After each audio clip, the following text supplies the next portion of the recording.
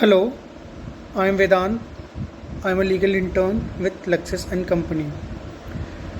In this video, we will learn about the important legal update regarding the observation made by Supreme Court in the Suo Motu migrant workers case. The Supreme Court on Friday, that is on 11th June 2021, observed that all the states must implement the one ration card scheme, which allows migrant laborers to get ration benefits from any part of the country, irrespective of the place where the ration card is registered. This observation came after councils for Maharashtra and Punjab informed the court that they had implemented the scheme when the council for West Bengal appeared and submitted that a seeding issue for Aadhaar had prevented them from implementing the scheme. The bench of Justice Ashok Bhushan and Justice M.R. Shah stated that no excuses could be given and that all states must implement the same. The directions were given in Suo Motu case, namely in rape, problems and miseries of migrant workers. On Friday's hearing, senior advocate Dushyant Dave raised the issue of non-availability of benefits to those migrant workers who were not registered. The senior advocate said that the 2.8 crore figure that has been counted years back had been considered sacrosanct. Despite directions in 2018, there has been portal. We have no scientific data to proceed. These are vulnerable sections of the society. They are under serious difficulty. The economic situation is far more dire than the last year.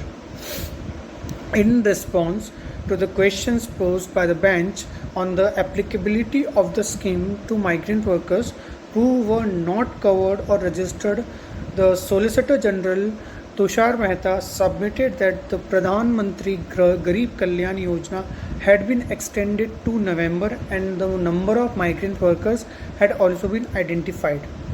The additional Solicitor General Aishwarya Bhati also supplemented the centre's submission by stating that 8 lakh metric tons of food grain had been given and that the manner of distribution had been left to the states.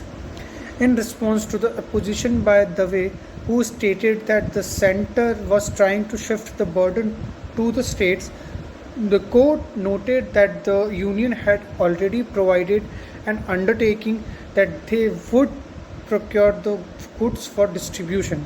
However, the court only had one concern, which was limited to whether or not those migrant workers who did not have any form of identification would be able to avail the benefits of the said scheme.